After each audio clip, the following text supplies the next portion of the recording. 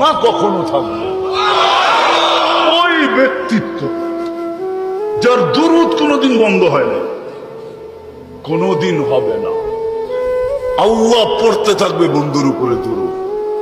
উনি আমাদের জন্য কাঁদতে কাঁদতে চাইতেছেন। কিয়ামতের মাঠে উঠবে, কবর থেকে উঠবে, জিবরিল আলাইহিস সালাম উঠাবে, প্রথম আমাদের নবীজি উঠবে, আর আগে কেউ উঠবে না। আউয়ালু মা ইয়ানশাক্কুল আরদ, জমিন ফাড়বে, উঠেই জিজ্ঞাসা করবে জিবরিল আইনা উম্মতি, আমার উম্মত কই? বলবে এখন পর্যন্ত কেউ উঠে নাই, উঠেই উম্মত। আজকে ইউনিয়ন পরিষদের একটা চেয়ার পাওয়ার জন্য আমার জাতি মরতে রাজি, মারতে রাজি। মাকামে মাহমুদ রাখা থাকবে ডাইন পাশে, আল্লাহ নিয়ে যাওয়া হবে, আল্লাহ হুকুম দিবে মাকামে মাহমুদে বসেন, হাত রাইখা দাঁড়ায় থাকবেন, বলবেন বসেন না কেন? বসলে আমার পিপাসিত উম্মতকে পানিকে পান করাবে।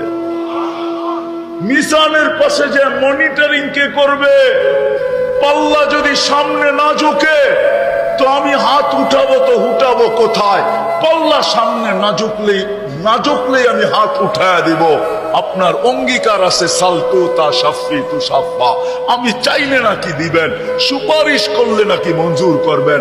আপনার প্রতিশ্রুতি আছে লা ইউখজিকা ফি উম্মতি, আমার উম্মতের ব্যাপারে আপনি আমাকে লজ্জিত করবেন না। দুনিয়াতে বইলেই রাখছেন সাউফা ইউতিকা রাব্বুকা ফাতারদা, আপনি আমাকে রাজি করে ছাড়বেন। আমিও দুনিয়াতে বলে আসছি লান আরদা হাত্তা ইয়াকুনা ওয়াহিদ মিন উম্মতি ফিন নার, আমার একজন উম্মত জাহান্নামে থাকা পর্যন্ত আপনার উপরে রাজি হব না, না, না, না। আমি চেয়ারে বসবো না, আমি তো মিজানের কাছে ছুটে যাব, ওইখান থেকে আবার পুলসেরাতে ছুটে যাব,